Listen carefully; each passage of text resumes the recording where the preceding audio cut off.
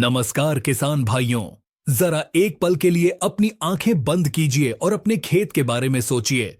वो हरी भरी फसल, वो लहराते हुए पौधे जिसे आपने अपने बच्चों की तरह पाला है।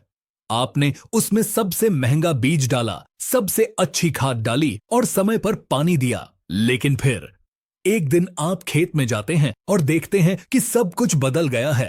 पत्ते मुड़े हुए हैं, कलियां झड़ रही हैं, फल सड़े हुए हैं। वो सपना जो आपने फसल बोते समय देखा था, वो धीरे धीरे आपकी आंखों के सामने दम तोड़ रहा है। क्यों? सिर्फ एक छोटे से कीड़े की वजह से। आप भागते हुए बाजार जाते हैं। दुकानदार आपको एक चमकदार बोतल थमाता है और कहता है, यह ले जाओ, इससे सब मर जाएगा। आप वो जहर खेत में डालते हैं। एक दिन बीतता है, 2 दिन बीतते हैं, लेकिन कीड़ा नहीं मरता। उल्टा वो और ज्यादा ताकतवर होकर आपकी फसल को खाने लगता है। पैसा गया, मेहनत गई और सबसे जरूरी वो कीमती समय गया जो अब कभी वापस नहीं आएगा। आखिर गलती कहां हुई? क्या वो दवा नकली थी? क्या वो कंपनी धोखेबाज थी? या फिर गलती है हमारे चुनाव में थी? सच्चाई ये है किसान भाइयों कि खेती अब वो पुरानी खेती नहीं रही। आज हम जिस दुश्मन से लड़ रहे हैं वो बदल चुका है। वो चालाक हो चुका है। उसके शरीर ने जहर को पीना और पचाना सीख लिया है। आज का यह वीडियो कोई साधारण वीडियो नहीं है। यह आपकी खेती की जिंदगी का सबसे महत्वपूर्ण दस्तावेज साबित होने वाला है। आज हम उस गुप्त विज्ञान का पर्दाफाश करेंगे जिसे बड़ी बड़ी मल्टीनेशनल कंपनियां अपने लैब के बंद कमरों में रखती हैं। आज हम कीटनाशकों की कुंडली खोलेंगे। आज हम बात करेंगे उस रहस्यमयी कोड की जिसे दुनिया के बड़े वैज्ञानिक IRAC यानी इंसेक्टिसाइड रेजिस्टेंस एक्शन कमेटी का क्लासिफिकेशन कहते हैं। अगर आपने इस विज्ञान को समझ लिया तो मैं दावे के साथ कह सकता हूं कि दुकानदार आपको कभी बेवकूफ नहीं बना पाएगा और दुनिया का कोई भी कीड़ा आपकी फसल को छूने से पहले 100 बार सोचेगा। आज हम जानेंगे कि जहर काम कैसे करता है, ग्रुप नंबर 1 क्या है, ग्रुप नंबर 3 में ऐसा क्या है जो फसल को बर्बाद भी कर सकता है, और ग्रुप नंबर 4 रस चूसने वाले कीड़ों का काल क्यों है। तो चलिए शुरू करते हैं।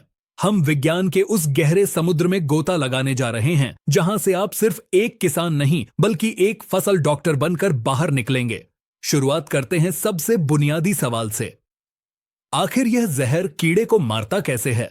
ज्यादातर लोग सोचते हैं कि बस दवा छिड़क दो, कीड़ा मर जाएगा, लेकिन यह इतना आसान नहीं है। एक कीटनाशक को कीड़ों के शरीर में घुसने के लिए 4 अलग अलग दरवाजे खटखटाने पड़ते हैं। इसे तकनीकी भाषा में कहते हैं मोड ऑफ एंट्री। पहला दरवाजा है कॉन्टैक्ट पॉइजन यानी स्पर्शिया कीटनाशक।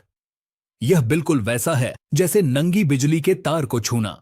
जैसे ही कीड़ों का पैर या शरीर दवा की एक बूंद को छूता है, करंट दौड़ जाता है।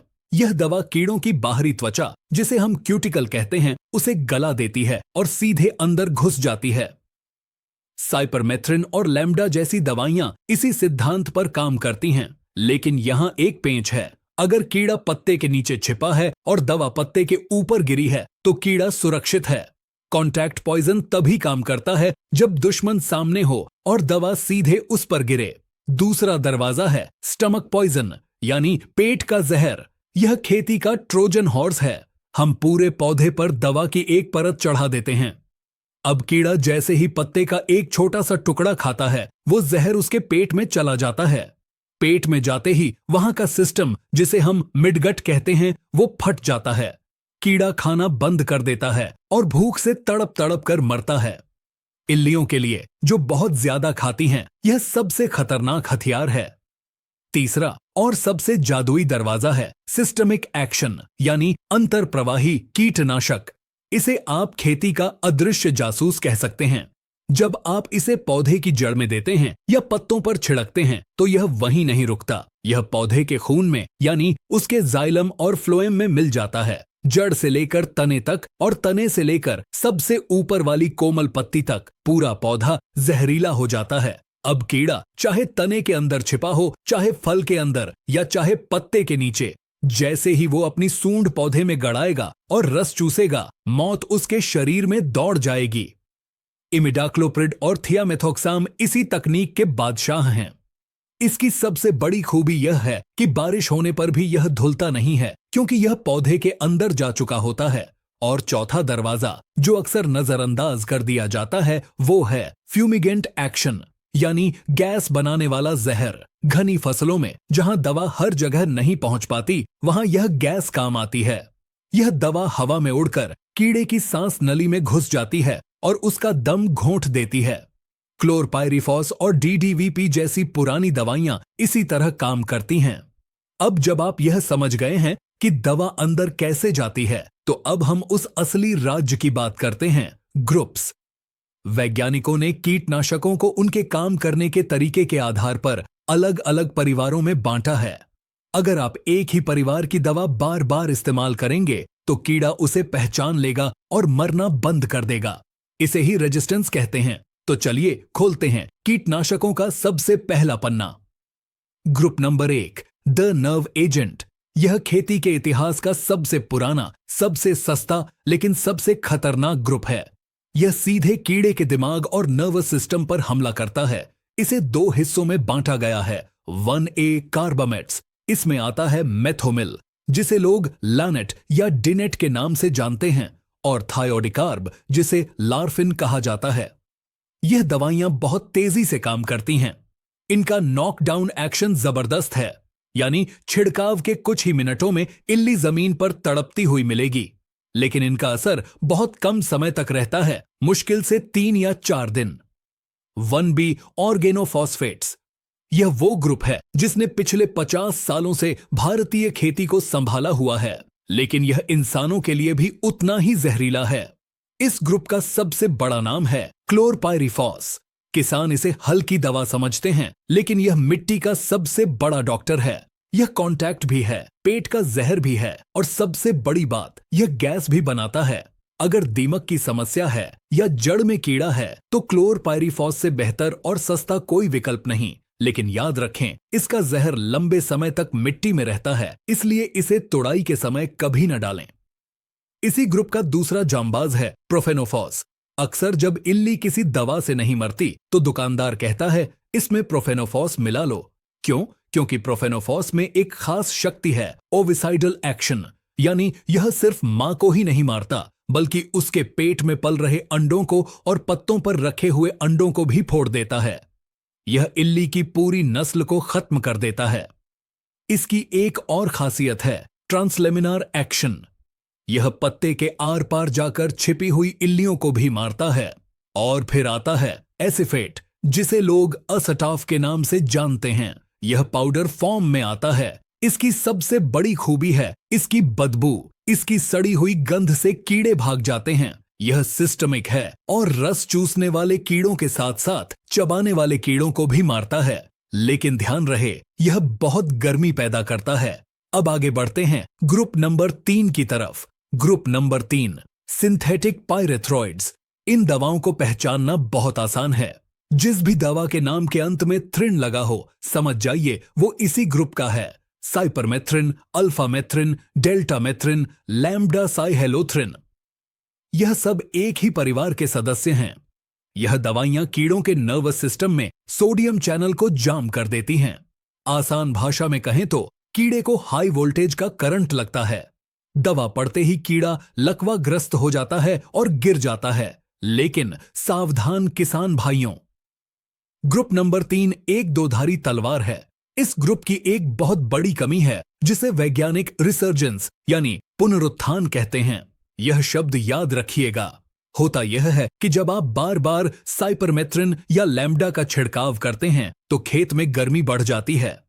हमारे मित्र कीट जो शत्रुओं को खाते हैं वो मर जाते हैं, और इसका नतीजा यह होता है कि रस चूसने वाले कीड़े जैसे सफेद मक्खी और लाल मकड़ी अचानक से भयानक रूप ले लेते हैं। आपने कई बार देखा होगा, इल्ली की दवा डाली और 4 दिन बाद खेत में सफेद मक्खी का तूफान आ गया। वो इसी ग्रुप की गलती है। इसीलिए मेरी सलाह यह है, ग्रुप नंबर 3 का इस्तेमाल हमेशा आखिरी हथियार के रूप में करें। कभी भी इसे अकेले न डालें। हमेशा इसे किसी सिस्टमिक दवा के साथ मिलाएं और फूल वाली अवस्था में इससे दूर रहें, वरना यह फूलों को जला सकता है और मधुमक्खियों को मार सकता है। अब हम चलते हैं उस ग्रुप की ओर जिसने पिछले 20 सालों से रस चूसने वाले कीड़ों पर एक तरफा राज किया है। Group number 4, नियोनिकोटिनॉइड्स। अगर आपके खेत में एफिड, जेसिड, थ्रिप्स या सफेद मक्खी का हमला है तो यह ग्रुप आपका सबसे बड़ा रक्षक है। यह तंबाकू में पाए जाने वाले निकोटीन की नकल करके बनाया गया है, लेकिन यह उससे हजारों गुना ज्यादा ताकतवर है। इस ग्रुप का सबसे पहला और सबसे लोकप्रिय सदस्य है इमिडाक्लोप्रिड, जिसे दुनिया कॉन्फिडोर, मीडिया या टाटामिडा के नाम से जानती है। यह बीज उपचार के लिए दुनिया का नंबर 1 केमिकल है। जब आप इसे स्प्रे करते हैं तो यह पौधे में ऊपर की तरफ चढ़ता है। नई निकल रही कोपलों को यह सबसे पहले सुरक्षित करता है। माहू और तेला के लिए इससे सस्ता और अच्छा कुछ नहीं। इसी ग्रुप का दूसरा सदस्य है थियामेथोक्साम, जिसे आप एक्टारा के नाम से जानते हैं। इसकी ताकत इमिडाक्लोप्रिड से भी ज्यादा है। यह पानी में बहुत तेजी से घुलता है और पौधे की जड़ों द्वारा बहुत जल्दी सोख लिया जाता है। अगर आप ड्रिप सिंचाई करते हैं तो थियामेथोक्साम सबसे बेस्ट है। इसकी एक और खूबी है जिसे हम फाइटोटॉनिक इफेक्ट कहते हैं, यानी इसे डालने के बाद पौधा हरा भरा हो जाता है, उसकी ग्रोथ बढ़ जाती है और वो तनाव से मुक्त हो जाता है। और इसी ग्रुप में एक आधुनिक जासूस है एसिटामिप्रिड, जिसे प्राइड या इक्का कहा जाता है। जहां इमिडा और थियामेथोक्साम सिर्फ सिस्टमिक हैं, वहीं एसिटामिप्रिड में ट्रांसलेमिनार गुण भी है, यानी यह पत्तों के नीचे छिपी हुई सफेद मक्खी और उसके बच्चों को ढूंढ कर मारता है। लेकिन किसान भाइयों, यहां एक बहुत बड़ा खतरा भी है। चूंकि ये तीनों दवाइयां इमिडा, थियामेथोक्साम और एसिटामिप्रिड एक ही ग्रुप नंबर 4 की हैं, इसलिए इनका काम करने का तरीका बिल्कुल एक जैसा है। अगर आप पहले स्प्रे में इमिडाक्लोप्रिड डालते हैं और दूसरे स्प्रे में एक्टारा डालते हैं तो आप गलती कर रहे हैं। कीड़े के लिए यह दोनों एक ही चीज हैं। अगर कीड़े में इमिडा के प्रति रेजिस्टेंस आ गया तो वो एक्टारा से भी नहीं मरेगा, आपको ग्रुप बदलना ही पड़ेगा। तो अब सवाल यह उठता है, अगर ग्रुप 4 काम करना बंद कर दे तो हम क्या डालें? रस चूसने वाले कीड़ों के लिए अगला ब्रह्मास्त्र कौन सा है? क्या कोई ऐसा ग्रुप है जो इन सबसे अलग तरीके से काम करता है? और वो कौन सी नई दवाइयां हैं जैसे स्पिनोसाड, इमामेक्टिन और कोराजन, जो आज की तारीख में इल्लियों का काल बनी हुई हैं? वो किस ग्रुप में आती हैं और वो इतनी महंगी क्यों हैं? यह सब और इससे भी बहुत कुछ हम जानेंगे इस महासीरीज के दूसरे भाग में। अगले भाग में हम बात करेंगे ग्रुप नंबर 5 यानी स्पिनोसिन की, जो जैविक होकर भी रासायनिक जैसा असर दिखाता है। हम बात करेंगे ग्रुप नंबर 6 की, जो इल्लियों को भूखा मारता है। और हम बात करेंगे दुनिया के सबसे महंगे और सबसे बेहतरीन ग्रुप 28 यानी डायमाइड्स की। यह कहानी अभी खत्म नहीं हुई है, यह तो बस शुरुआत है। खेती का असली हाईटेक विज्ञान अभी बाकी है। अगर आप चाहते हैं कि हम इस सीरीज का दूसरा भाग जल्द से जल्द लाएं, तो कमेंट बॉक्स में नेक्स्ट पार्ट जरूर लिखें और इस वीडियो को अपने हर उस किसान भाई तक पहुंचाएं जो दुकानदार के भरोसे अपनी मेहनत की कमाई लुटा रहा है। जागरूक बने, वैज्ञानिक बने। मिलते हैं बहुत जल्द इस रहस्य के अगले अध्याय के साथ। तब तक के लिए अपने खेत की निगरानी करते रहें। जय हिंद, जय किसान।